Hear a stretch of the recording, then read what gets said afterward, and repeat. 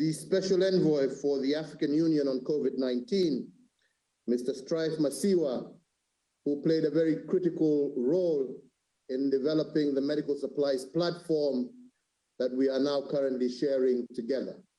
Strive, you have the floor. Thank you very much, Your Excellency, for this opportunity to address this unique and important summit. Your Excellency, I will be brief. You asked me a few months ago to direct our energy towards our partnership with the CARICOM countries. And my mission is simply to give you a quick update on where we are with respect to delivery of vaccines. As you will recall, the Bureau of African Presidents in August last year directed that 60% should be the African target for vaccinations. That is approximately 780 million African people. You also directed that that should include the Caribbean member states. So we rounded off as a target of 800 million people. Your Excellency, President Ramaphosa created the Africa Vaccine Acquisition Task Team, which is made up of 10 leaders whose task is to negotiate for the acquisition of vaccines, which he graciously chairs. I am simply the coordinator.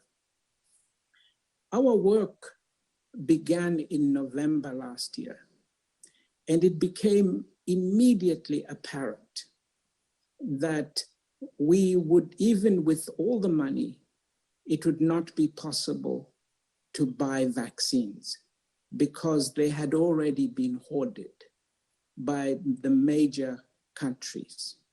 I shall not go into this issue.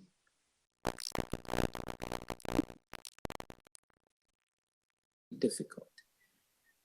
And therefore, it was necessary that the African countries work together towards the purchase of vaccines. And President Ramaphosa led the process of engaging with the suppliers. The difficulty was compounded by the fact that all the suppliers wanted to be paid upfront. Your Excellencies, we had therefore to put together a vaccine financing facility of $3 billion, primarily supported by member states through the Afri-Exim Bank. And as a consequence of that, we were able to then engage to purchase at least 50% of our vaccine requirement on the expectation that the donor community would come with the other 50%. The way we addressed the problem of supply was to focus on a vaccine being produced through a major South African company, which was able to repurpose itself to manufacture on behalf of the member states a product from the American company Johnson & Johnson. This vaccine was chosen for 3 reasons. One, of course, because we could get it produced in Africa. Secondly, it was the cheapest, and it was a single-shot vaccine. So we entered into a contract with this company to purchase 400 million doses in March for supply to begin in August. The 400 million doses will be delivered over a 12-month period, beginning August. And as many as you know, 41 African countries have so far signed up to purchase vaccines through the platform. We've also organized a partnership with the World Bank, which was brokered by our chairman, President Ramaphosa, who met with the World Bank, who then agreed to avail to the member states up to $4 billion to purchase vaccines through the platform. So we've got 41 countries. Last month, we started to make shipments. We met with the CARICOM member states, and 6 of them have ordered 3 million vaccines. We started shipments to them last month. We expect to complete that entire shipment of 3 million vaccines by the end of October. We are available to receive more orders from the Caribbean countries, and we ship to them on an expedited basis, even though we take longer to ship to all the African member states. And Your Excellency, we've had a fantastic working relationship. I hope that this is an example of what you as leaders are gathered here to see, that we can work together to face a major challenge. We are very pleased that we're not only supplying them with vaccines, we're able to supply them with oxygen, with PPE, with anything that they require that required a pooled purchasing arrangement.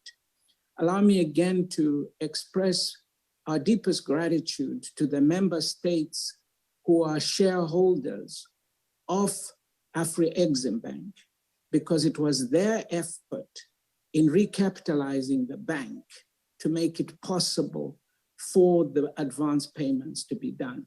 These are countries like Nigeria, Egypt, Zimbabwe, and many others who met and provided the funding support for the bank so we could do the advance payment.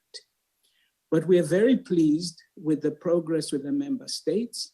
We urge those member states who either have not placed orders or wish to place more orders.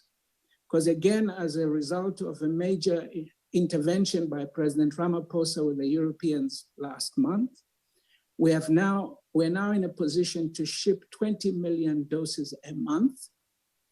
The Aspen facility, which intends to expand to other African countries, will be shipping as many as 40 million doses a month by the end of January. Still, this is getting all the 400 million shipped is still only half of our requirement. But at least this is the only guaranteed supply of vaccines.